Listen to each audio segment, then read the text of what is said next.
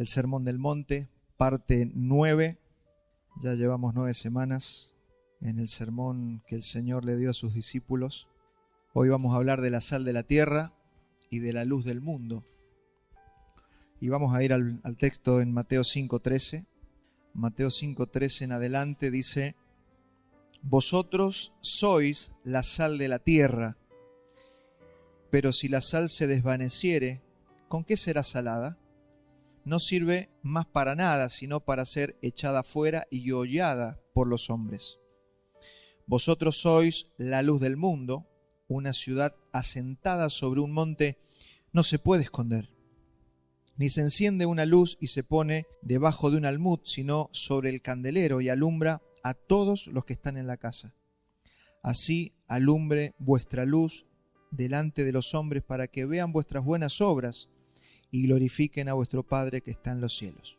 Todo esto que viene el Señor hablando, lo viene hablando luego de las bienaventuranzas que ya venimos trabajando, de las que todos ya hemos oído. Estos son mandamientos o son mandatos o son palabras que el Señor Jesús le empieza a hablar a aquellos que ya son pobres en espíritu, que ya lloran por su pecado, que son mansos, es decir, que se someten a la voluntad del Señor, que tienen hambre y sed de justicia, es decir, hambre de santidad, aquellos que ya son misericordiosos para con el pecado ajeno, aquellos que son limpios de corazón, aquellos que son pacificadores, es decir, los que llevan el mensaje para reconciliar al hombre con Dios, y también que, dijimos el domingo pasado, son perseguidos, de alguna manera han sufrido algún grado de persecución, puede ser de la más leve hasta la más severa, pero son perseguidos. Todos aquellos que son verdaderos hijos de Dios sufrirán persecución por vivir como Cristo.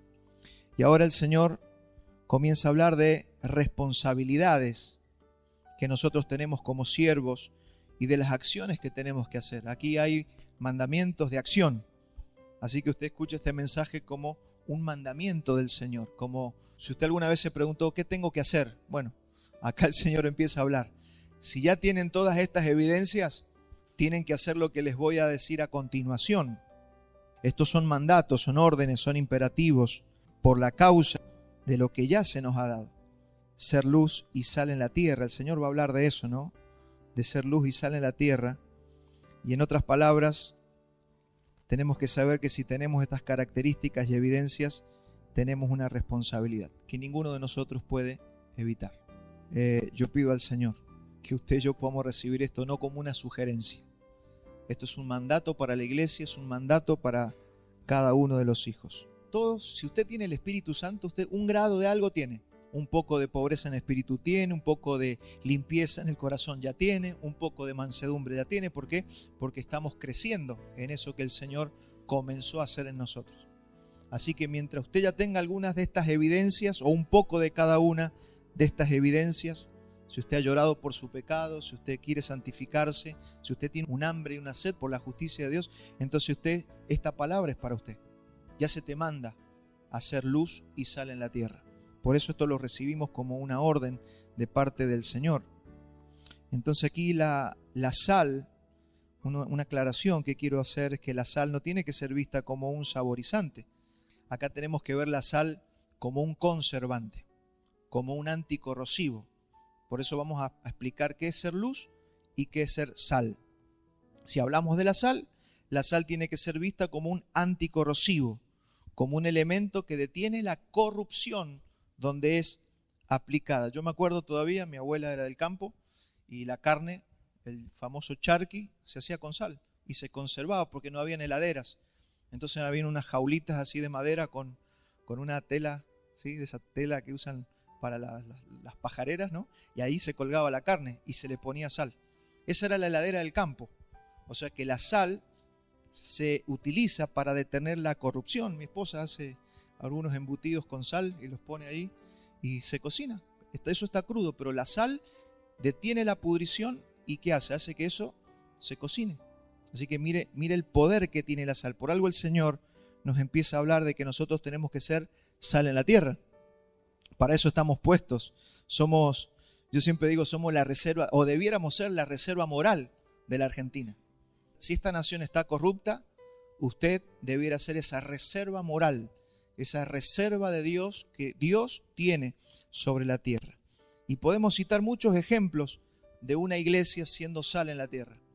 Hay muchísimos ejemplos en la historia. Yo traje uno que a mí me impactó mucho, que lo trabajamos cuando estudiamos historia de la iglesia.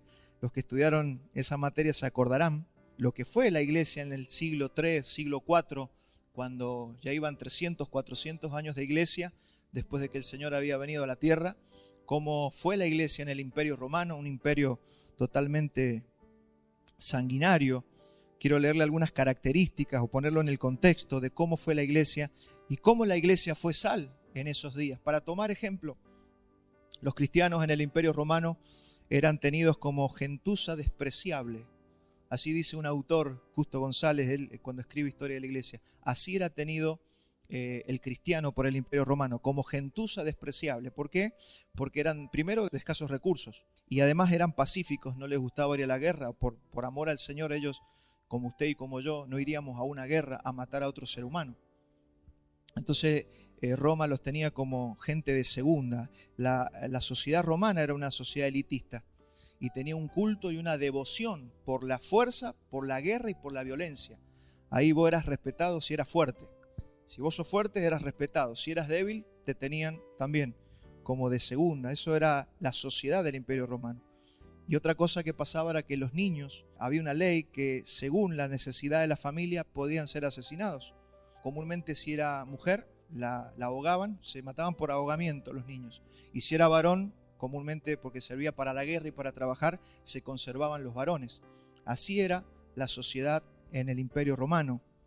O si tenían alguna enfermedad, alguna deformidad, también eran asesinados. Había una ley que decía que el papá se paraba frente al parto y él levantaba el pulgar o bajaba el pulgar. Se respetaba eso y estaba avalado por la ley de Roma. Así que él tomaba la decisión. Comúnmente las mujeres no sobrevivían o muy pocas sobrevivían. Otro tema del por qué era porque la herencia se daba en vida, a los hijos se le daba la herencia en vida, entonces era costoso. El padre no quería adelantar herencia, así que mientras menos hijos, menos costo era para la familia. Los niños afectaban o afectarían la economía del imperio, por eso no querían mantenerlos. Los ancianos eran dejados morir porque no representaban productividad ni fuerza. O sea, como ya no eran productivos, no se ocupaba el imperio de los ancianos. Las mujeres eran vistas solamente como un ente de reproducción. Si enviudaban, había una ley que decía en 2 años se tiene que conseguir marido, y si no, eran sancionadas duramente porque no las quería sostener el Estado. Esta hostilidad hizo que muchas mujeres, incluso mujeres de la alta sociedad, empezaran a ver con buenos ojos a la iglesia.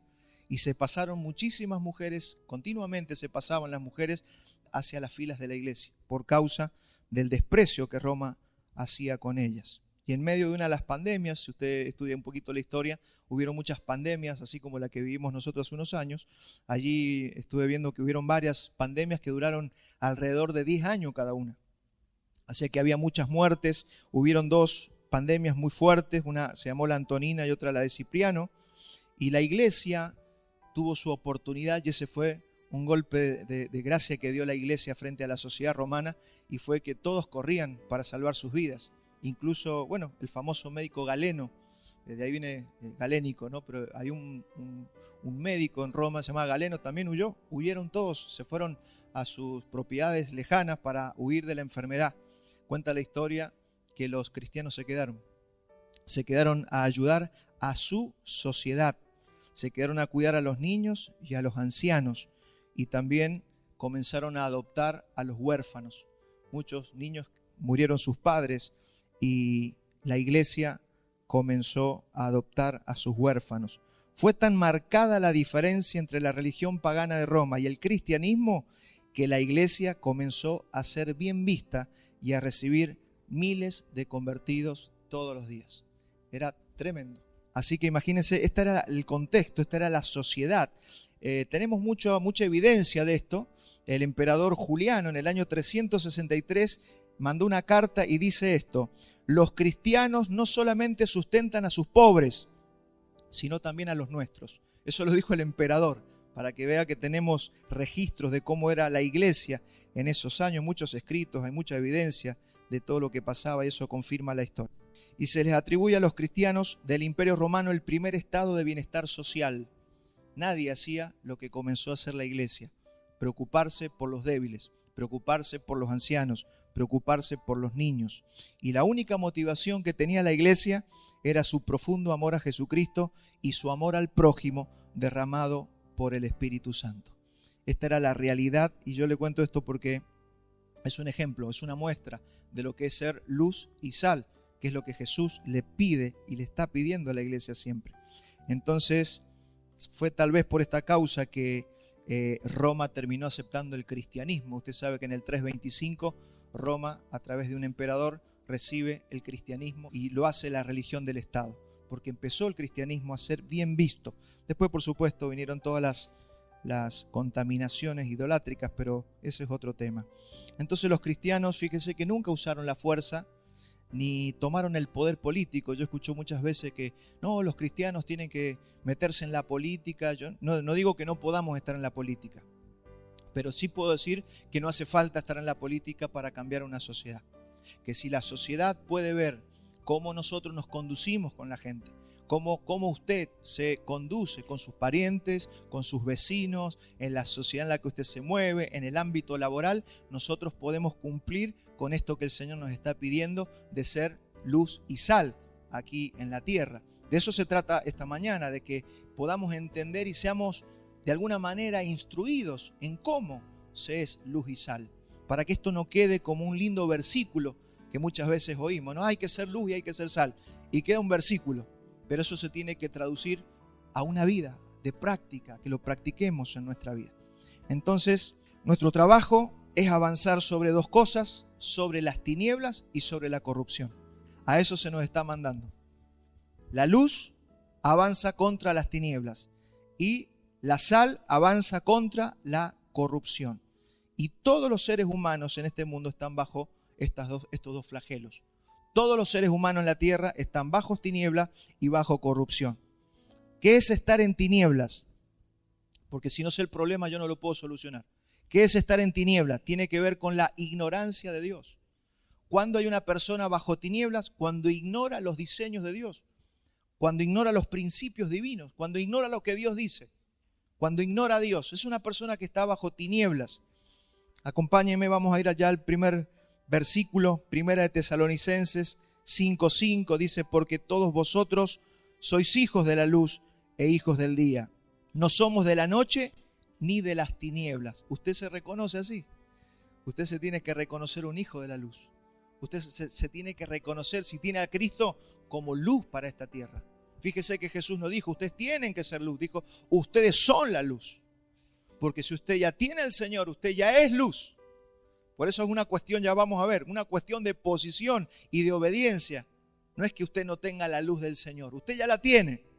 Usted ya tiene al Señor. Efesios 5:8. Porque en otro tiempo erais tinieblas. Fíjese lo que dice el apóstol. Ustedes en otro tiempo eran tinieblas. Ya no lo son. Mas ahora sois luz en el Señor. Andad como hijos de luz. Se nos está hablando de cómo caminar. Se nos está hablando de cómo debemos ser aquí en la tierra. Eso respecto a estar en tinieblas. ¿Y qué significa estar bajo corrupción? ¿Cómo vemos una persona o una sociedad bajo corrupción? Es estar sujetos a la maldición del poder del pecado y de la muerte. Una persona que no ha recibido a Cristo todavía es una persona que está bajo corrupción. Una persona que no ha conocido al Señor y que no ha recibido el Espíritu de Dios está bajo el poder del pecado y de la muerte, y eso lo hace estar en enemistad con Dios, por buena que sea. Si esa persona, usted dice, pero qué buena que es, pero no tiene a Cristo, está enemistada con Dios. Porque esto no se trata de su obra humana, sino que se trata de cómo nosotros podemos ser luz y sal en la tierra por medio del Espíritu Santo que se nos ha dado. En Romanos 8:21 dice lo siguiente: porque también la creación misma será libertada de la esclavitud de corrupción. Fíjese, la corrupción nos hace estar bajo esclavitud. Dice, ¿a dónde va a ser libertada? A la libertad gloriosa de los hijos de Dios. Y lo mismo que recién con la luz. Si usted tiene a Cristo, usted ya no está bajo corrupción.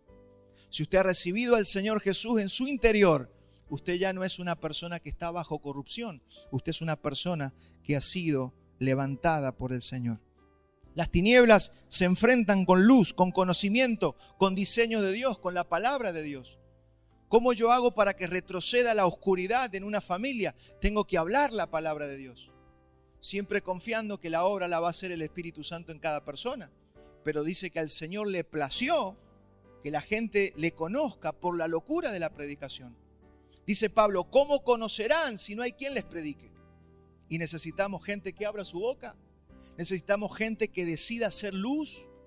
Necesitamos una iglesia que salga de esas cuatro paredes en las que tiene una tendencia a encerrarse y que hable la palabra en los ámbitos en donde tiene que hablar. Y eso está costando. Ya vamos a ver, hay un porqué un cristiano no habla el evangelio. Hay un porqué un cristiano le da vergüenza hablar a veces del Señor. Y la corrupción, ¿qué requiere? Requiere sal. Las tinieblas necesitan luz. Pero la corrupción necesita sal y vamos a trabajar un poquito, entender esto de la sal, porque la Biblia tiene mucho para decir. Un breve repaso sobre el significado de la sal en las Escrituras. Podemos ver que en las Escrituras la sal tiene que ver con un pacto de amistad. Si usted busca sal en la Biblia, usted se va a encontrar con algunos versículos un poco difíciles de entender. ¿Qué tiene que ver la sal con un sacrificio? Y a veces no entendemos, pero todo eso está explicado también en la Escritura. La sal tiene que ver con un pacto de amistad, porque en la antigüedad, cuando un hombre compartía su sal con otro hombre, significa que lo invita a comer. Cuando usted compartía la sal, una comida con una persona, nosotros hoy es muy común, bueno, te invito a mi casa a comer, pero en la antigüedad invitar a alguien a tu casa a comer, eso tenía que ver con un pacto de amistad. Tenía un significado. No a cualquiera se lo invitaba a tu tienda a comer. Eso tiene un significado muy lindo en la Escritura. Entonces, ese invitado que venía a comer con él significaba que quedaba bajo su protección, su provisión y su cuidado para siempre. Es muy profundo invitar a comer a alguien. Por eso siempre decimos, ojo con quien usted come. Ojo con quien usted se sienta en una mesa a compartir una comida y a hablar. ¿Qué habla usted cuando se siente? Veo que el proverbio dice, no te sientes a comer con los impíos. No te sientes porque aprenderás sus maneras. Cuando usted se sienta a comer para pasarla bien, para recibir y dar, usted tenga cuidado porque se está poniendo en una situación un poco compleja. Tiene que tener discernimiento con quien usted come. Hay cosas que se pueden quedar en su casa. Dice la Biblia, no le digan a cualquiera bienvenido a su casa. Ojo, fíjense qué profundo que es el Señor, como nosotros tomamos muy livianamente algunas cosas en la vida cotidiana. Por ejemplo, usted tiene Génesis 18, que no lo tengo acá, pero para hacerle un poquito de memoria, se acordará usted cuando Abraham dice que vio 3 personas que venían caminando y las invitó y preparó un cordero, dice que lo sazonó. Fue la vez que el Señor le prometió un hijo a Abraham. Y Sara se rió, ¿se acuerda esa escena? Bueno, ese era Dios que se le había aparecido, ese que era Jehová, el que se le apareció a la puerta a Abraham. ¿Y qué hizo Abraham? Fíjese la insistencia de Abraham. Preparar un cordero, por favor, te ruego que te quedes a comer. Algo vio Abraham en ese momento. Hay una figura maravillosa de la Trinidad. Y dice que esos 3 seres se sentaron allá a comer, prepararon un cordero y comieron y después partieron. Y ahí fue donde se le dio la promesa de un hijo. Eso para que veamos la importancia de comer en la Biblia. Si me acompaña segunda de Crónicas 13:5, dice, ¿no sabéis vosotros que Jehová, Dios de Israel, dio el reino a David sobre Israel para siempre, a él y a sus hijos, bajo pacto de sal? Mire qué difícil que es a veces entender estos versículos, porque nosotros si no entendemos la cultura de esos tiempos, decimos, ¿qué tiene que ver la sal? Pero dice, bajo pacto de sal. ¿Sabe qué significa eso? Que hizo pacto de amistad, de cuidado y de provisión para siempre. Mire, vamos a Levítico 2:13. Mire, esto es un mandamiento, la ley mosaica. Dice, y sazonarás con sal toda ofrenda que presentes.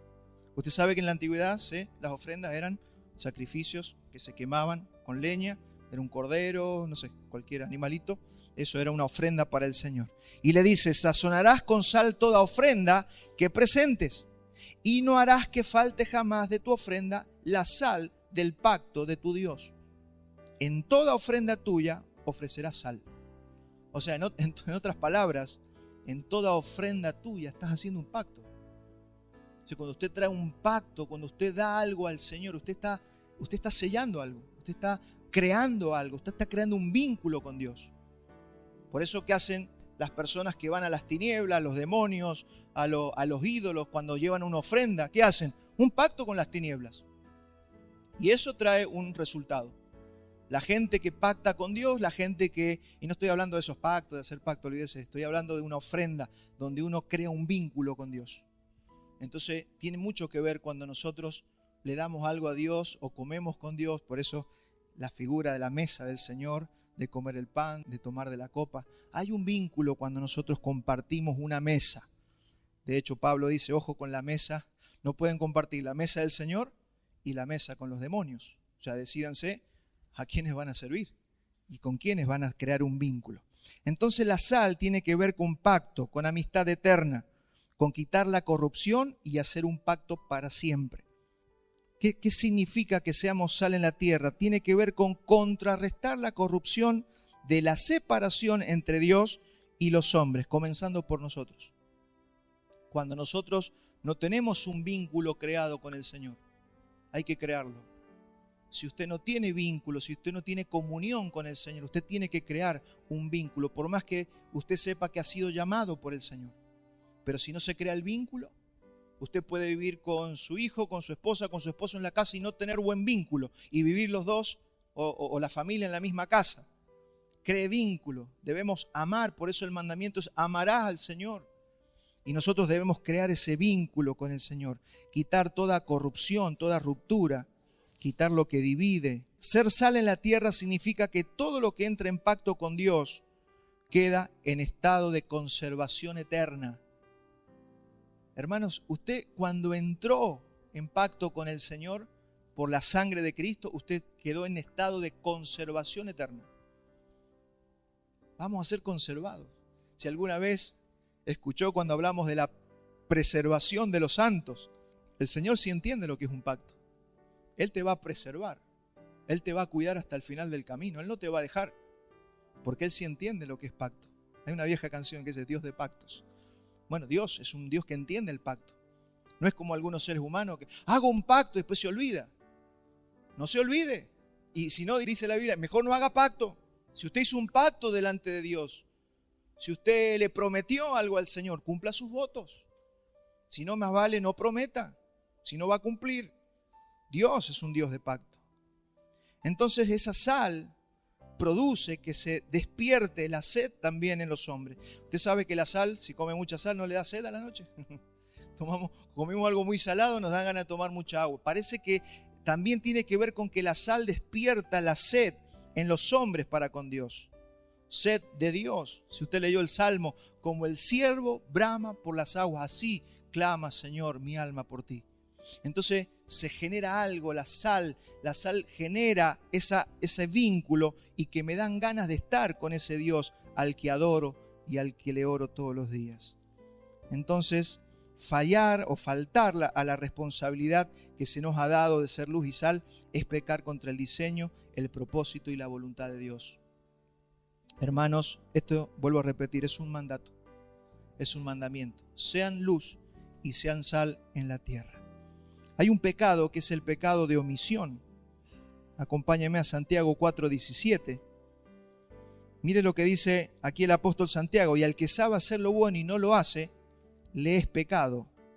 Es decir, que pecar no es solamente hacer lo malo, sino también saber hacer lo bueno y no hacerlo.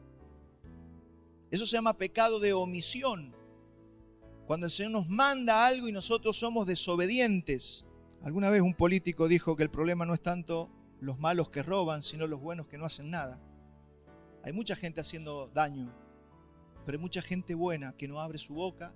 Hay gente buena que no hace lo que tiene que hacer. Jesús dijo en Mateo 12:30, el que no es conmigo, contra mí es, y el que conmigo no recoge, desparrama. O sea que no hay término medio, no hay una persona que diga, bueno, yo no hago ni bien ni mal. Acá Jesús dice, el que no es conmigo, el que no está recogiendo, el que no está juntando conmigo, está desparramando. O sea que no hay persona que pueda estar obedeciendo al Señor y no haciendo nada. ¿Me sigue? Por eso este es un mensaje para los discípulos. excepto que yo no sea discípulo. Si usted busca a Dios solamente para que a usted le vaya bien, usted todavía no ha entendido el Evangelio. Él nos llamó para ser nuestro Señor y nosotros sus siervos. Solamente que lamentablemente el mensaje retorcido que se predica hoy en día, que predica un Dios utilitario, que usted tiene que venir para que Dios lo bendiga, para que Dios le dé lo que usted pide, para que a usted le vaya bien en la vida, para que usted se sienta bárbaro. Ese no es el mensaje del Evangelio. Esto habla de personas que fueron escogidas desde antes de la eternidad, desde antes de la fundación del mundo, y que fueron predestinadas para salvación, y que el Señor las va a ir llevando en ese caminar, en un aumento, en un crecimiento de su estatura espiritual, para que se transformen en siervos de Él. Por eso decirle Señor es una palabra que se tiene que revelar. ¿Cómo le decimos Señor? O sea, al Señor no se le puede decir Señor y no. Las dos palabras no van juntas. No, Señor. ¿Cómo sí, Señor? ¿Qué se le dice al Señor? Sí, Señor. ¿Me sigue? Es para entender la palabra Señor. No, Señor, yo no. ¿Dónde ha visto usted? Transportémonos al pasado, a los siervos y a los amos, donde habían esclavos. ¿Qué decía el amo? Haga esto. ¿Se imagina un esclavo diciendo no, Señor? No lo voy a hacer. ¿Qué le pasaba a ese esclavo? Dice que eran azotados, que eran castigados. En la figura de un señor, de un siervo, obedeciendo a su Señor. Hermanos, es que el Señor nos dé la profundidad de que nos revele que cada vez que le decimos Señor al Señor, sepamos lo que le estamos diciendo, porque si no, hermano, algo no estamos entendiendo del Evangelio que predicamos. Entonces no hay un término medio. O estamos o no estamos. O eres discípulo o no eres discípulo. El discípulo no le gusta la figura del amo, vamos a la figura del discípulo y el maestro. ¿Se imagina un discípulo que quiera ser enseñado por un maestro y el maestro cuando le dice algo, el discípulo no lo hace? Mire, era una honra en la antigüedad que un maestro discipulara a alguien. O sea, conseguirte un maestro como Pablo tuvo a Gamaliel, que un maestro, que un rabino en ese tiempo te dijera, vení que yo te voy a discipular, era un hallazgo. O sea, no cualquiera le pasaba eso. Así que imagínense cómo cuidabas vos esa posición que te había dado. Porque en ese tiempo no existía la universidad, vos no podías estudiar donde se te daba la gana. Te tenías que agarrar un maestro, y si agarrabas un maestro de los buenos, hermano, cuidalo. Bueno, eso era tener un maestro en la antigüedad. Así que imagínense que no podemos el maestro decirnos que hagamos algo y nosotros no obedecer, ¿no? Seguramente se perdía la posición y el maestro se buscaría a otro discípulo. Entonces, lo que nos está diciendo el Señor aquí es que es tan pecado robar como no ayudar al necesitado. O sea, es tan pecado mentir como no predicar el Evangelio. O sea, no hay término medio. El que no es conmigo, contra mí es. Y el que conmigo no recoge, desparrama. Mire, acompáñenme a 1 Samuel 15:23. Porque hay pecados, acá es un pecado comparativo. Mire lo que le dicen a Saúl. ¿Se acuerda de Saúl que fue desobediente para con Dios? Bueno, mire lo que le dice el profeta. Porque como pecado de adivinación es la rebelión. O sea, sí, pero yo soy rebelde, pero yo no ando consultando a las adivinas o a los adivinos. No, acá te está diciendo que como pecado de adivinación es la rebelión. O sea, si eres rebelde es lo mismo que seas un adivino. De esos que tiran la carta, que andan metidos en brujería, es lo mismo. Para Dios es lo mismo. Después dice, y como ídolos e idolatría, la obstinación. Alguna vez fuimos obstinados, ¿verdad? No, sí, pero me están diciendo que es así, pero yo me quedo con la mía. Obstinados. No nos gusta recibir, no nos gusta aprender de nadie. ¿Qué es lo que dice aquí? Y como ídolos e idolatría, la obstinación, por cuanto tú desechaste la palabra de Jehová, también Él te ha desechado para que no seas rey. Por esa causa fue que Saúl fue echado del reinado, le fue quitado la posición que se le había dado. Entonces, mi hermano, tenemos que ser conscientes de que tenemos un rey, de que tenemos un maestro. Y Jesús les decía, ¿por qué me dicen Señor, Señor si no hacen lo que yo les digo? Porque pasaban en los días de los discípulos, de los apóstoles. Le decían Señor, Señor, pero cada uno hacía lo que quería. Jesús preguntaba eso, ¿por qué me dicen Señor? Si yo soy Padre, ¿dónde está mi honra? Decía. Y no lo honraban. Por eso, no hacer para Jesús es desparramar. y que la iglesia tengamos en cuenta eso, de que no se trata de hacer cualquier cosa, lo que se nos dé la gana, sino de obedecer a nuestro Dios.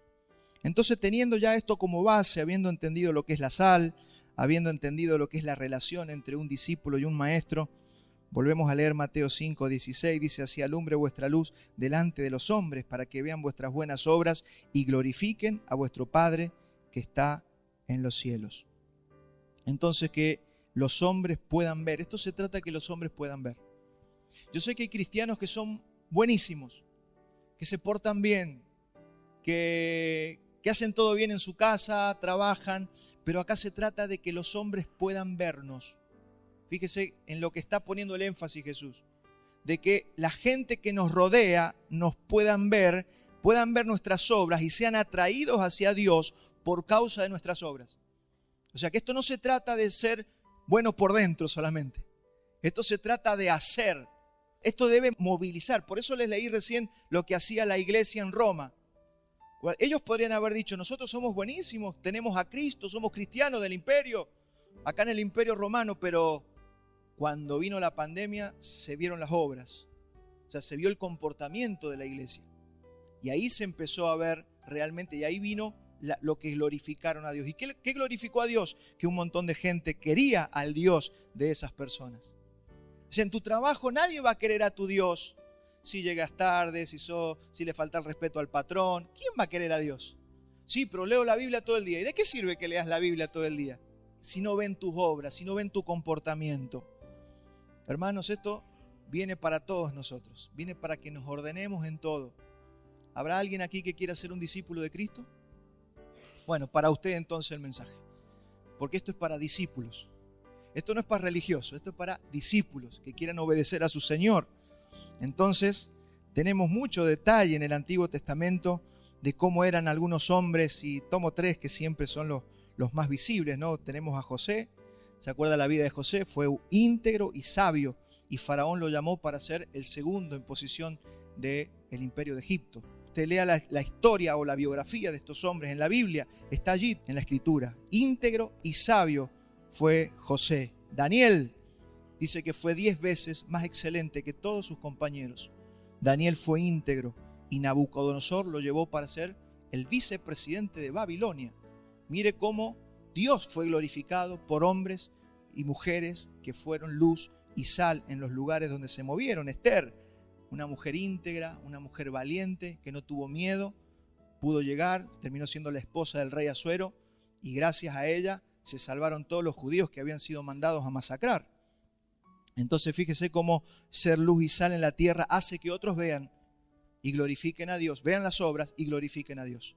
De eso se trata tu vida cristiana y de eso se trata mi vida cristiana. Así tenemos que vivir.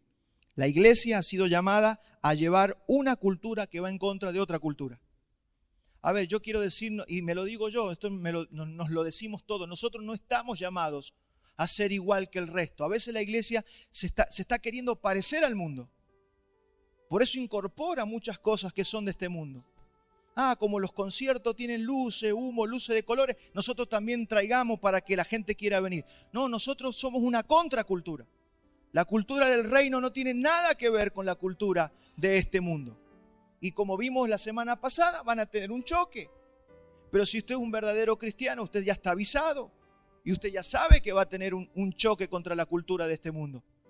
Ahora, si tiene el Espíritu Santo, hay una palabra para usted. Confiad, yo he vencido al mundo. El Señor ya venció este sistema. Este sistema, mi hermano, se está cayendo a pedazos. ¿Lo puede ver? Está a la vista. Prenda la televisión, usted va a ver cómo se cae a pedazos este mundo. En lo familiar, en lo laboral, todos los ámbitos, en lo educacional, en todo se está cayendo a pedazos. Yo a veces no entiendo cómo personas cristianas quieren ser como el mundo o se quieren parecer a este mundo. Tendríamos que estar, no me gusta usar la palabra orgulloso porque la uso este mundo, ya deberíamos jactarnos de pertenecer al reino al que pertenecemos. Deberíamos jactarnos, decir yo pertenezco y decirlo con gozo, yo pertenezco al reino de Dios. Y no avergonzarnos. ¿Por qué te avergonzarías de decir que eres un hijo de Dios? ¿Por qué nos avergonzaríamos? Excepto que no conozcamos el reino en el que estamos. Pero dice que en este reino, hermano, Si usted lo puede conocer y lo puede vivir, se trata de justicia, de paz y de gozo. ¿Cuántos andan buscando justicia, paz y gozo? Bueno, es en el reino de Dios, no es en este mundo. Este mundo no tiene ni justicia, ni paz, ni gozo. Este mundo tiene todo lo contrario. ¿Por qué quisiéramos vivir como ellos? Mateo 5:16, así alumbre vuestra luz delante de los hombres, para que vean vuestras buenas obras y glorifiquen a nuestro Padre que está en los cielos. Tampoco se trata solo de llevar un mensaje de la boca para afuera y ser un desordenado en la vida. Corremos el riesgo de hablarle a todo el mundo, porque hay gente que le gusta hablar de Dios y habla de Dios por todos lados, pero sus vidas son un desorden. Tenemos que ordenar nuestras vidas, porque si no seremos címbalo que retiñe, solamente puro ruido, pocas nueces. Seríamos pura bla bla bla. Y eso, hermanos, necesitamos tener una consistencia que respalde lo que hablamos. Lo que hablamos tiene que ser respaldado por la vida que tenemos, por la vida de santidad, por la vida de pureza, por la vida de orden, que todas tus cosas. Nadie te pide que ya seas el reordenado, pero que estés en camino de ordenar tus cosas. Ordene su vida, ordene sus finanzas, ordene sus deudas, ordene sus relaciones, arregle las cuentas. Ordene su casa, ordene su familia. Comience por su corazón. ¿Dónde vas a empezar? Orando a Dios. Empieza orando. Antes de ordenar a tus hijos, a tu esposa, ordena tu corazón. Antes de ordenar a tu familiar, ordena tu corazón. Y vas a empezar a tener una obra que otros van a mirar y van a glorificar al Señor por tus buenas obras. Algunas características prácticas de los que son luz y sal, por ejemplo, son íntegros. Una persona íntegra significa que es sin doblez, que es siempre igual, que no cambia sus principios, aunque esté en una situación incómoda que le vaya a provocar una pérdida. Porque vio el dicho ese que dice, estos son mis principios, si no te gustan tengo otros. Y muchos políticos son así, pero muchos cristianos también. A veces defienden sus principios hasta que les va a provocar una pérdida económica, de reputación. Entonces ahí comienzan a negociar sus principios y sus valores. Hermanos, mantenemos nuestros principios y nuestros valores aunque suframos pérdida. Eso es íntegro. Este atril o este púlpito es íntegramente de madera. No tiene madera y hierro. Es madera. Eso se espera de vos y de mí. No que seas de madera, sino que seamos íntegros en nuestra forma de ser. Que si siempre dice algo, lo mantenga. Que si siempre dice la verdad, siempre diga la verdad. Segundo, honestos, honrados, que no roban, que no se quedan con lo que es de otros, que pagan sus deudas. Hermanos, si hay gente aquí con deuda, hermano, sal de sus deudas. Pague sus deudas. Dice la Biblia, no le debáis a nadie nada. Eso hace que nuestras obras puedan ser vistas por los hombres y puedan glorificar al Señor. ¿Se imagina ir al hombre de la esquina, al mercadito que le debo una cuenta de hace 3 meses y quererle hablar del Señor? Pague su deuda. Y el otro por dentro no te lo va a decir, pero este me está hablando de Dios y hace 3 meses no me paga. Esas son las obras que se nos pide que nosotros, para que sea glorificado el Señor. Gente que se les puede confiar algo y siempre responden. Usted le confía algo a alguien, no, y me olvidé, y no lo hice. No, hermano, todos nos podemos olvidar algo alguna vez. Pero no nos podemos olvidar siempre, ser descuidados en lo que prometemos, en lo que le decimos a la gente que vamos a hacer y después no lo hacemos. Eso hay que corregirlo. Porque eso empieza a traer una grieta sobre nuestras vidas y nuestras conductas. Patrones, líderes que puedan confiar en nosotros. Eso es honrado, ser honesto. Ser veraces, tercera característica.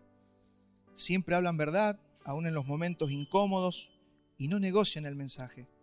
Dice Proverbios 23:23, compra la verdad y no la vendas. Hay un momento en tu vida que decides decir la verdad, cueste lo que cueste. Hay un momento en tu vida que decides hablar siempre con la verdad y no vas a andar ahí negociando según la situación. Dices la verdad, la dices siempre. Y Dios termina. Mira, hay gente que hasta hemos perdido trabajos por decir la verdad. Pero mi hermano, Dios siempre te va a respaldar. Siempre te va a respaldar, aunque pierdas tu trabajo, aunque pierdas lo que pierdas, mi hermano, no la vendas. Compra la verdad y no la vendas. Porque puedes zafar en el momento, pero después pierdes el favor de Dios. Porque Dios nunca va a respaldar a un mentiroso. Jamás. Veraces, dóciles, ¿Cómo son las personas que transforman este mundo? Son dóciles, son discipulables, son enseñables, son mansos, aprenden de sus mayores. No buscan imponerse ellos frente a la autoridad. Es una característica. Esperan su tiempo. Esperan que el Señor los levante. Lucas 14:8 dice: cuando fueres convidado por alguno a las bodas, no te sientes en el primer lugar. Esto es un principio de sabiduría para todos nosotros. Mire, cuando fueres convidado por alguno a las bodas, no te sientes en el primer lugar. No sea que otro más distinguido que tú esté convidado por él, y viniendo el que te convidó a ti y a él, te diga: da este lugar a este, y entonces comiences con vergüenza a ocupar el último lugar. Mas cuando fueres convidado, ve y siéntate en el último lugar, para que cuando venga el que te convidó te diga: amigo, sube más arriba, entonces tendrás gloria delante de los que se sientan contigo en la mesa. Porque cualquiera que se enaltece será humillado, y cualquiera que se humilla será enaltecido. Estos son principios para nuestra vida, en lo laboral, en la iglesia, en todo ámbito donde usted se mueva, mi hermano. No quiere imponerse usted. ¿Conoce a esa gente que quiere discutir y siempre tener la razón? Hermano, desista de eso, porque nunca va a estar produciendo o procediendo con sabiduría. Obediente, otra característica de aquellos que son luz y sal. Son obedientes, obedecen no solo en lo que les gusta hacer, sino también en lo que no les gusta hacer. En lo que no te gusta, ahí donde nosotros, eso es llevar la cruz. Una persona obediente, un discípulo, obedece. Sí, pero que a mí no me gusta limpiar. Pero limpie el baño, si hace falta que limpiara el baño, límpielo. Veo que está la gente que le gusta hacer siempre lo mejor. Hay tareas que yo no las hago. Eso es una persona que nunca va a poder ser un siervo del Señor. Porque alguna vez el Señor te va a mandar a la cárcel, alguna vez te va a mandar a hablar con los que no se bañan, te va a mandar a un psiquiátrico, vas a tener que, no, yo le quiero predicar al presidente. No, usted le va a tener que predicar a quien Dios le mande. Entonces no podemos estar eligiendo dónde ir y dónde no ir. Eso es una persona obediente. Dios no puede trabajar con un desobediente, no lo puede usar. Filipenses 2:8. Si no estás dispuesto a ir a meterte en el barro, hermano, Dios nunca va a poder usar nuestras vidas. Dice Filipenses 2:8, y estando en la condición de hombre, está hablando de Jesús, se humilló a sí mismo, haciéndose obediente hasta la muerte y muerte de cruz. O sea, el mandato era: tienes que ir a la cruz. ¿Se imagina Jesús? No, yo a la cruz no voy. Pará, yo soy la segunda persona de la Trinidad. No, dice, y siendo Cristo, siendo el Hijo de Dios, se humilló y fue obediente. ¿Hasta qué fue obediente? Hasta la muerte de cruz. Si lo hubieran mandado a limpiar una letrina, hubiera ido. Si lo hubieran mandado a barrer la vereda, hubiera ido. Y si lo hubieran mandado a ponerse un traje y una corbata, también lo hubiera hecho. Porque no se trata de lo que a mí me gusta, se trata de lo que Dios quiere que nosotros hagamos. 2 Corintios 2:9, porque también para este fin os escribí, dice Pablo a los Corintios, para tener la prueba de si vosotros sois obedientes en todo. Está ese, ¿no? El que yo obedezco a Cristo nada más. No, si usted no sabe obedecer a sus líderes, usted nunca va a poder ser utilizado por el Señor. Los líderes siempre están mirando cuáles son los grados y los niveles de obediencia de un discípulo. Si el discípulo no quiere obedecer o obedece así a la carta, ¿no? Yo elijo qué obedecer, esa persona no sirve para servir al Señor. Otra característica, son ordenados. Muestran orden en todas sus labores, en su hogar, en su finanza, en todo lo que administran, porque el desorden muestra un desorden interno.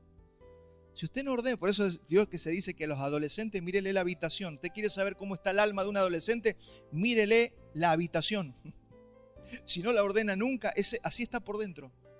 Hay oscuridad, hay turbación. Entonces hasta los padres pueden ver cómo está la vida de un hijo si ve cómo es su vida de ordenada y de limpia.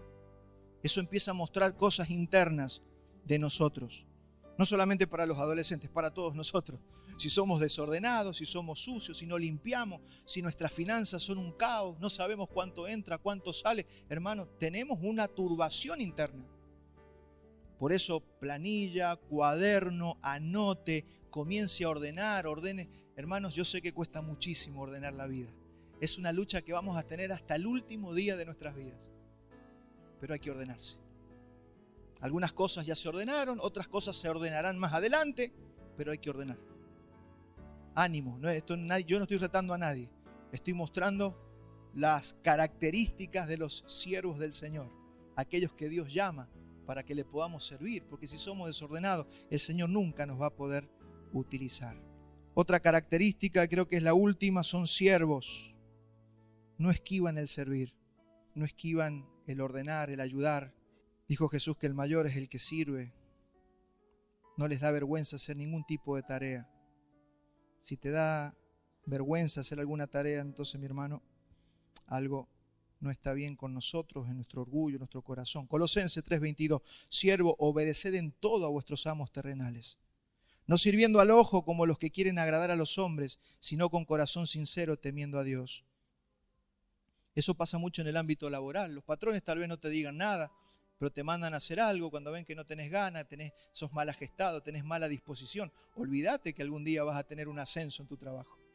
Es más, te van a poner en la primera lista, pero para ser el próximo que van a echar cuando haya que reducir personal. Entonces tenemos que tener una actitud, pero y si todavía somos siervos de Dios, ¿cómo no vamos a tener una vida que muestre esas obras para que el Señor sea glorificado? Así que el problema es cuando la sal pierde su salinidad. Ese es el problema. Jesús está planteando este problema. La sal puede perder su salinidad.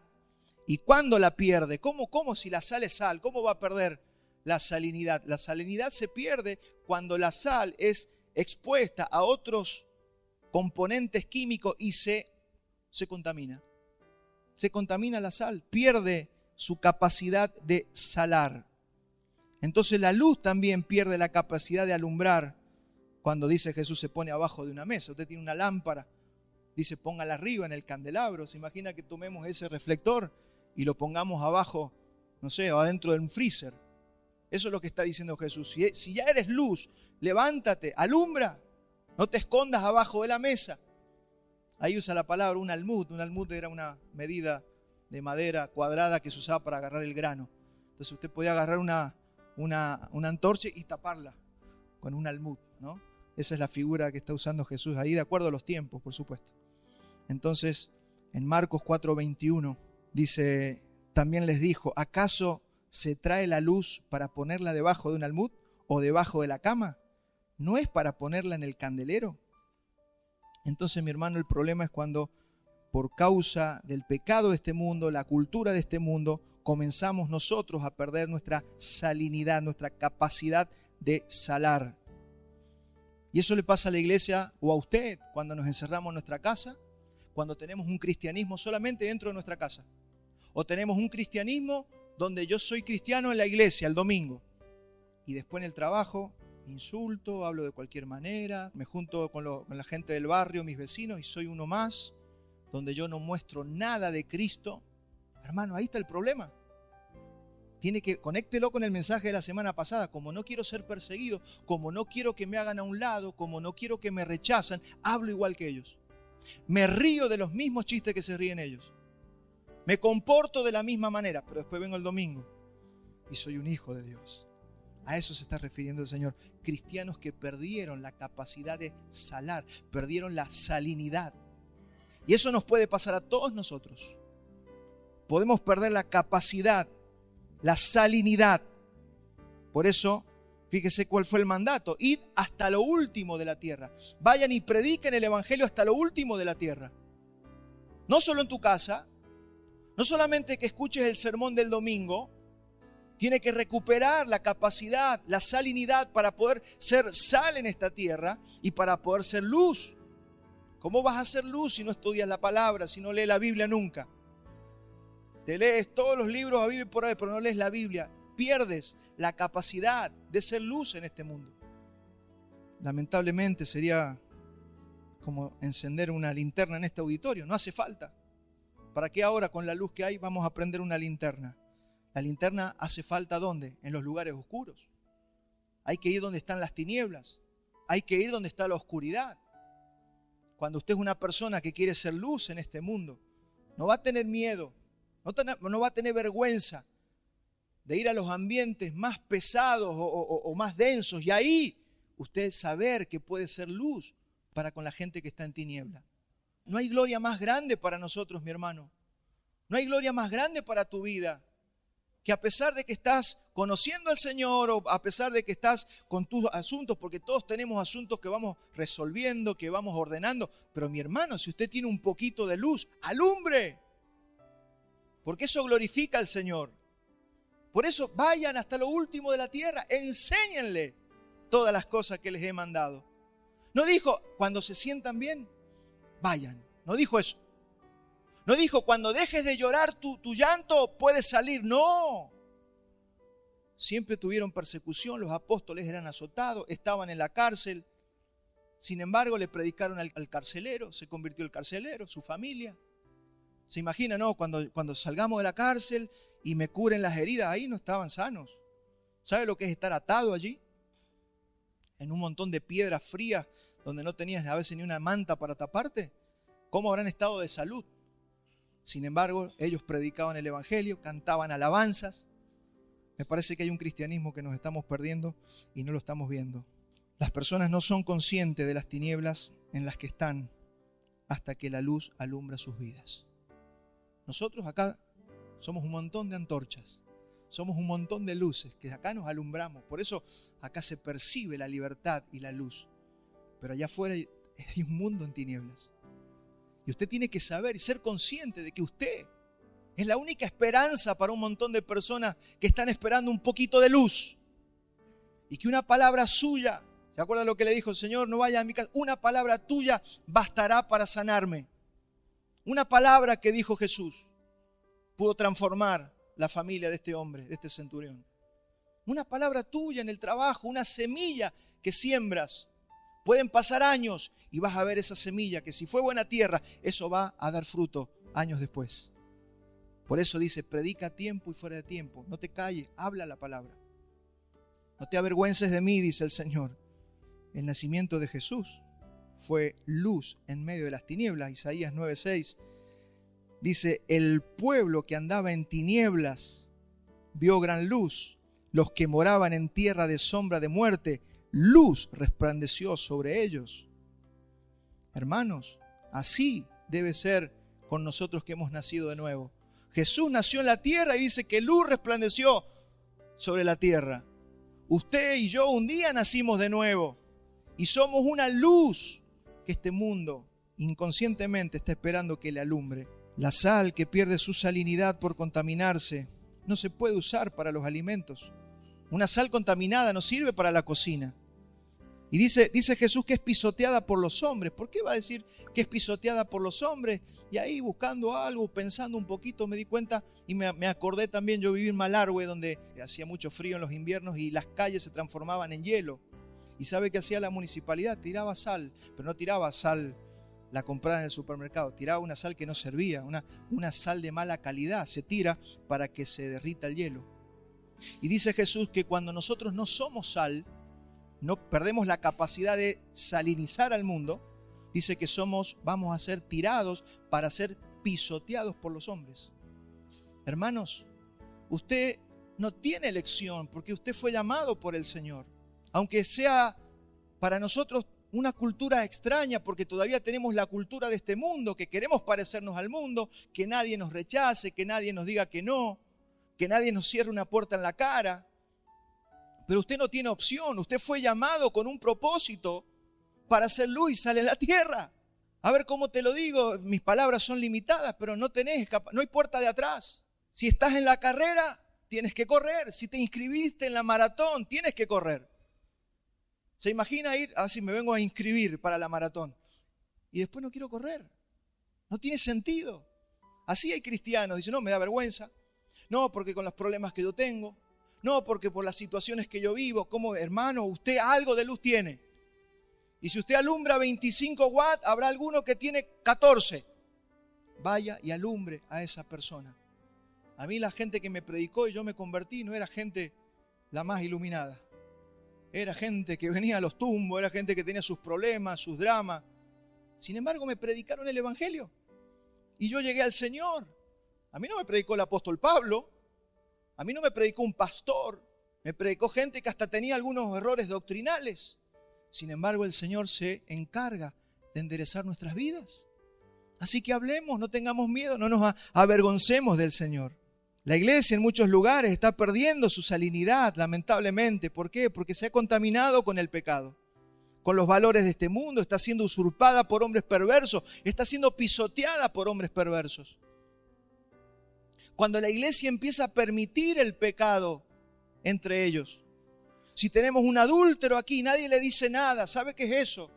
Jesús advirtió, un poco de levadura leuda toda la masa. Y se empieza a contaminar la iglesia. ¿Y sabe de quién es la culpa? No es del Señor ni del pecador, es de nosotros. Porque nosotros somos los que tenemos que decir, mi hermano, o te arrepentís o verdaderamente no sos un hijo de Dios. Esa es la iglesia que se conserva, esa es la iglesia que se cuida. Si no es una cuestión humanista, no le vamos a decir nada, no vaya a hacer cosa que se ofenda y se vaya, pero que se mande a cambiar con su adulterio o que se arrepiente y que se quede. ¿Me sigue? Pero esto no es que insensible, porque estamos en esa onda también, en la inclusividad y que tenemos que ser todos buenos y no sé qué Dios están adorando. El Señor dice, yo no tengo ningún problema, yo morí en la cruz y te perdono todos los pecados, pero si no te arrepentís, si no hay arrepentimiento, ¿qué pasa? Pisoteados por los hombres. Hay un juicio y si nosotros no sacamos el pecado de nuestra iglesia, vamos a ser una iglesia pisoteada por los hombres. Se van a meter hombres perversos, gente perversa que va a traer divisiones, va a hacer pelear a los hermanos. ¿Por qué? Porque somos insensibles a la voz de Dios. Así que mi hermano, tenemos que cuidar y amar el ámbito en el que vivimos. Este es un ámbito que usted nos ve acá sentadito en una silla, que parece que es una conferencia, pero esto es la iglesia. Esto es la iglesia. Y nos debemos cuidar unos a otros. Tu pecado afecta a la iglesia. Mi pecado afecta a la iglesia. Cuando nosotros pecamos, así no nos vea nadie. Estamos promediando el poder. Perdemos como iglesia salinidad, poder de afectar al mundo. Por eso el mundo hoy no reacciona al mensaje del evangelio, porque se está permitiendo un montón de cosas raras dentro de los ambientes cristianos. Mi pregunta para usted es, ¿qué tipo de iglesia quiere usted? ¿Cómo usted quiere que sea su iglesia local? Está bien, nos falta muchas cosas que aprender, que crecer, que enseñar. Falta mucho. Pero mi hermano, hasta donde vamos caminando, cuidemos lo que tenemos. Cuidemos lo que somos. Respetemos entre nosotros, respetemos el ámbito, el privilegio que tenemos de pertenecer a una iglesia local. Dice Pablo que esto es columna y baluarte de la verdad. Un mundo que está en tinieblas, pero tenemos un ámbito donde se puede hablar la verdad, donde podemos recibir la instrucción del Señor. Cuidemos esto, mi hermano. Yo sé, mire, no lo digo por nada, estamos bien, estamos en paz, pero cuidemos lo que tenemos. Cuidemos lo que tenemos. No seamos orgullosos. Apliquemos esto que acabo de decir. Seamos dóciles, seamos ordenados, ordene su vida. Pero no solamente porque el pastor lo está diciendo, es por amor a usted, pero también por amor al cuerpo al que usted pertenece. Si yo tengo un órgano en mi cuerpo que no se quiere ordenar, va a afectar todo mi cuerpo. No, bueno, es el hígado. No, es que el hígado afecta a todo. No, es un riñón. Ordenemos todo el cuerpo para que el cuerpo esté saludable. Si los líderes no exhortan, no corrigen y no disciplinan el pecado, la iglesia comienza a perder la salinidad y perdemos la capacidad de alumbrar a las tinieblas. Hermanos, el mundo siempre ha sido igual de pecador. El mundo siempre ha sido igual de pecador, lleno de maldad, dirigido por Satanás. Eso lo sabemos hace 2000 años. El problema no es que haya tanta maldad afuera. El problema es que la iglesia es poca luz. No, porque lo que pasa es que los tiempos que vivimos, mi hermano, los tiempos que vivimos siempre fueron igual. ¿O usted preferiría estar en el Imperio Romano? Vaya a ver lo que eran los creyentes en otros tiempos. No, mi hermano, siempre fue el mundo perverso y estuvo bajo Satanás. Pero hubo momentos donde la iglesia fue luz y hubo momentos donde la iglesia fue oscuridad. Y tenemos en la historia 1300 años de oscuridad porque la iglesia se mezcló con los ídolos de Roma. Se llamó la época del oscurantismo, lea la historia. Y si no Dios lo hubiera levantado a algunos hombres en 1500, reformadores, que pusieron su vida y su sangre para que la iglesia vuelva a resplandecer, no sé dónde estaríamos ahora. Pero lo que yo estoy viendo actualmente en el mundo es otro oscurantismo. Porque la iglesia se está dedicando a el emocionalismo, se está dedicando al worship, se está dedicando a pasar la bomba, a tener conferencias motivacionales, a decirte que tú eres un campeón y Dios tiene un plan maravilloso para tu vida. Claro, pero ¿sabes? Eso suena bonito, pero eso no es el evangelio, eso no es luz. Eso te lo puede decir hasta cualquier motivador. Pero el mensaje del evangelio solamente lo puede predicar el Espíritu Santo. Y lo predica donde se le respeta. Y el Espíritu Santo habla donde se respeta al Espíritu Santo, donde se procura vivir en santidad. Porque si nosotros no cuidamos la pureza y la santidad de nuestras vidas, el Espíritu Santo no va a actuar en nosotros. 1 Juan 2:10 dice: el que ama a su hermano permanece en la luz y en él no hay tropiezo. A ver, ¿usted no quiere tropezar en su vida? ¿Quiere tomar buenas decisiones? Este es el versículo, mire. El que ama a su hermano permanece en luz y en él no hay tropiezo. Pero mire el 2:9. El que dice que está en luz y aborrece a su hermano está todavía en tinieblas. ¿Cómo sé que hay un cristiano? Vamos a suponer que es cristiano, que ha conocido al Señor, pero que está en tinieblas. Porque tiene bronca con su hermano. Porque no perdona a su hermano. Amados, es mandato. No es el día que lo sienta lo voy a hacer. No, tienes que perdonar. Y así todo, tienes que ordenar. Tienes que obedecer. Tienes que predicar el evangelio. ¡Oh, Señor, pero esto es muy complicado! Me gustó lo que un predicador escuché hace muchos años, haciendo una parábola de Israel en el desierto. Cuando la nube se detenía, todo el pueblo desarmaba el campamento y ahí armaban las carpas, y cuando la nube se movía había que armar todo y seguir en el desierto. Dice que tuvieron 40 años así. Pero dice que hubieron algunos que iban ahí que no, ya me cansé de desarmar, ya me cansé de armar, ustedes vayan, nosotros nos vamos a quedar. Esto de andar desarmando y armando carpas me tiene cansado. Claro, se fue la columna de fuego que iba durante la noche y se fue la nube que iba durante el día. Y al otro día el sol, ampollados, no soportaban el calor, estaban en el desierto. Imagínense lo que era eso, el Sinaí. De repente a la noche tiritaban como hojas secas, un frío en el desierto, a la noche hacen grados bajo cero.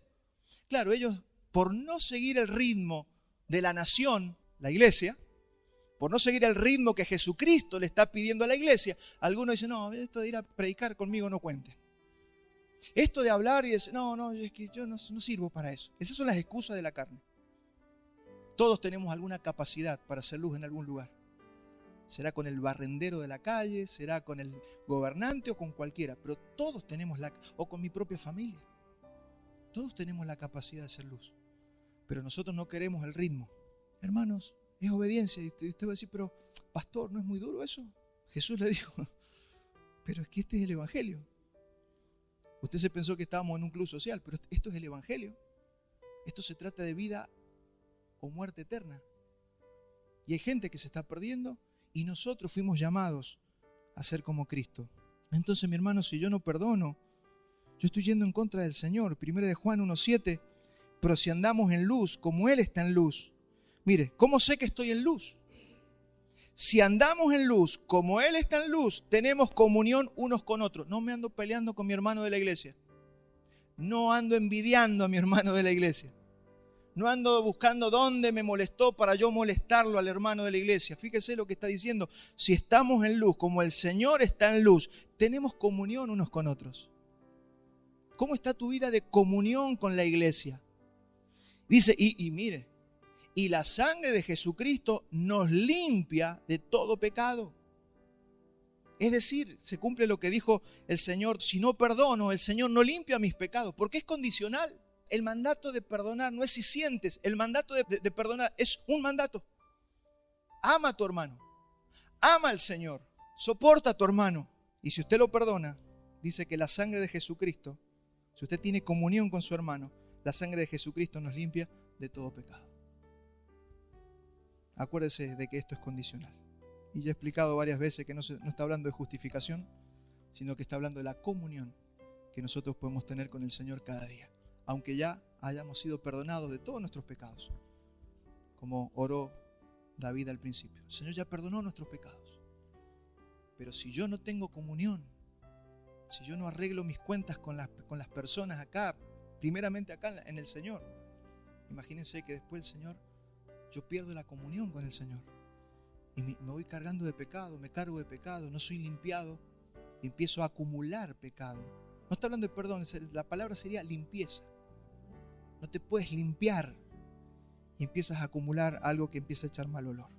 Por eso es extraño cuando hay personas que no quieren tener comunión con la iglesia. Cuando alguien no quiere tener comunión con los hermanos, cuando, no sé, yo voy, escucho y me voy. ¿Qué desea? Es la carne la que tenemos que vencer. ¿Qué desee? Salude a 4 o 5, abrace, cree vínculos, porque somos la iglesia del Señor. Y todos debiéramos también acercarnos a alguien, abrazar a alguien, preguntarle a las personas cómo están. A veces hay personas que nos conocemos de 20 años. Te veo el domingo, me voy, no te pregunté cómo estabas, hermano. Porque eso es ser parte del cuerpo de Cristo. Primera de Juan 1:5 dice, este es el mensaje que hemos recibido de Él y os anunciamos. Dios es luz y no hay ninguna tinieblas en Él. Así que acá el Señor no te está diciendo que seas luz, te está diciendo que ya sos luz. Eso son buenas noticias. Entonces tenemos una responsabilidad en este mundo. Juan 17:14. Mire lo que dice el Señor. Yo les he dado tu palabra y el mundo los aborreció. Recíbame usted como discípulo esta palabra. Si usted se considera un discípulo del Señor, esto es para usted. Yo les he dado tu palabra y el mundo los aborreció, porque no son del mundo, como tampoco yo soy del mundo. No ruego que los quites del mundo, sino que los guardes del mal. No son del mundo, como tampoco yo soy del mundo, dice Jesús. Santifícalos en tu verdad. Tu palabra es verdad. Hermanos, esto que estamos haciendo ahora es para santificarnos. La palabra, aunque a veces incomoda, molesta, nos está santificando. Se espera que esto nos corrija los pasitos, que podamos caminar mejor esta tarde cuando salgamos de este lugar.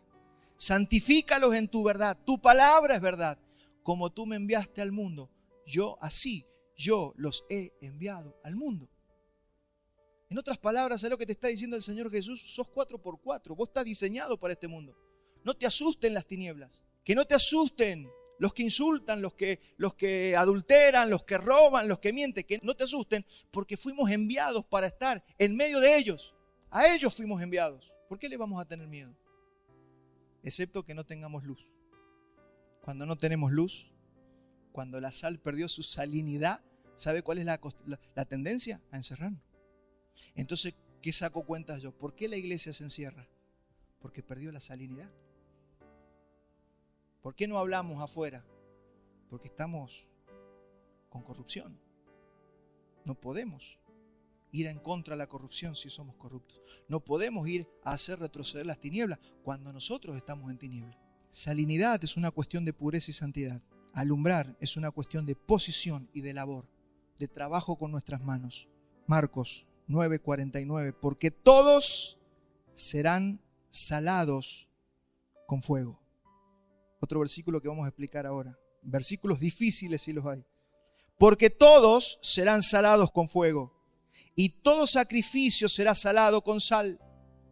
Buena es la sal, mas si la sal se es insípida, ¿con qué la sazonaréis? No está diciendo que hay que salar la sal, está diciendo con qué vamos a salar la tierra. ¿Con qué sazonaréis? Tened sal en vosotros mismos y tened paz los unos con los otros. ¿Qué quiere decir Jesús con estas cosas? Acá lo que nos está diciendo es que si se pierde la salinidad, debe ser recuperada. Y el Señor tiene su método para que nosotros recuperemos nuestra salinidad si la hemos perdido. Tal vez te enfriaste, tal vez dejaste de predicar hace unos años, antes le hablabas a todo el mundo, después no le hablaste a más nadie porque te da vergüenza, te cambió y vos creés que eso es madurez, o estás pensando que eso lo tiene que hacer otro. El Señor tiene un método para que recuperemos la salinidad. Y ese método es el fuego, es la aflicción y la persecución. Ahí cuando dice que perdemos si la sal se desvanece, es la palabra moraino, y creo que la traje, es una palabra griega, desvanecerse, moraino, hacerse insípido. Hay cristianos que se hicieron insípidos. Figurativamente hacer pasivamente, actuar, o sea, no funcionar para lo que fui diseñado. Volvernos simplones. Un cristiano simplón es un cristiano que lee Biblia, canta canciones, pero no vive una vida cristiana. Un cristiano simplón, dice según la palabra Moraino, ha enloquecido, se ha hecho necio, se ha desvanecido. Un cristiano desvanecido debe buscar un avivamiento urgente. Cuando oramos por avivamiento, cuando oramos por un despertar espiritual, eso es lo que estamos pidiendo. Porque hay una tendencia en algunos cristianos, incluso a encerrarse en la Biblia. Es todo Biblia, Biblia, Biblia, pero no predican el Evangelio. No son luz en sus ámbitos laborales. No son luz con sus vecinos. Fíjese que el Señor tiene el fuego como método para devolvernos la salinidad. Dice que, a ver, lo leo otra vez. Acá está el versículo que acabamos de leer. Porque todos serán salados con fuego. O sea, si vos y yo necesitamos ser salados, vamos a recuperar esa sal a través del fuego. ¿Qué es el fuego? Las pruebas, el fuego de las pruebas. Entonces, cuando es apedreado Esteban como el primer mártir de la iglesia, ¿qué pasó? Dice que se desató una persecución en Jerusalén y todos los discípulos salieron disparados a todas las regiones de alrededor. Y gracias a ese mártir que fue Esteban y esa persecución que se desató sobre los discípulos, el evangelio comenzó a llegar a todas las regiones alrededor de Jerusalén. ¿Se da cuenta? ¿Por qué? Porque por miedo a los judíos, los cristianos que estaban haciendo, están encerraditos ahí. Se guardaban, no hablaban el evangelio, no predicaban la palabra. Y el Señor dice, ¿se van a quedar encerrados? Listo, les mando la persecución. Entonces, la tierra se enferma más cuando la iglesia no hace nada. Así que ojo cuando empezamos a decir, no, porque este mundo está todo podrido. Miremosnos nosotros. Miremosnos nosotros. Y no estoy hablando de gracia y verdad exclusivamente. Estoy hablando de la iglesia como cuerpo de Cristo en toda la tierra. Porque hay iglesias que predican el evangelio, porque hay iglesias que evangelizan, pero gran parte de la cristiandad está en su fiesta privada, haciendo sus tremendos conciertos cristianos y nadie está predicando el evangelio.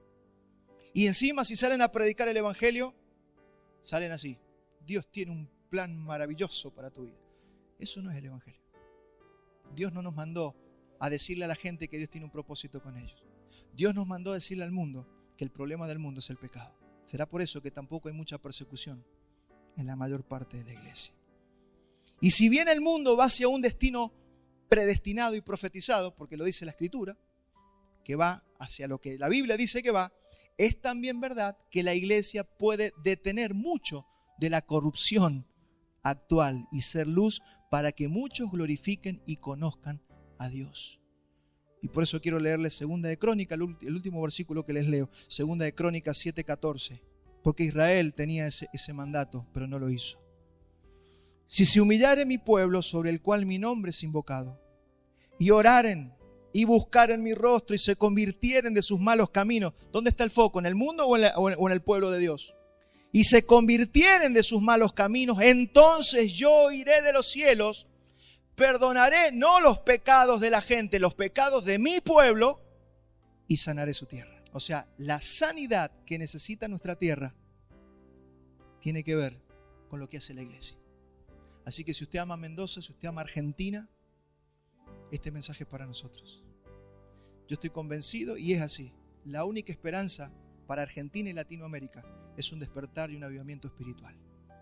Que pase lo que alguna vez pasó en Europa, que pase lo que alguna vez pasó en Estados Unidos con los puritanos, que alguna vez pase en Latinoamérica lo que todavía nunca ha pasado.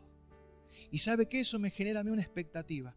Porque si nunca pasó en Latinoamérica, puede que Dios esté preparando algo para Sudamérica y venga un despertar poderoso, como los despertares que hubieron en 1820, en 1600, en el 1500 y en tantas épocas donde la iglesia quiso obedecer al Señor.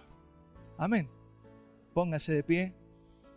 Vamos a terminar aquí.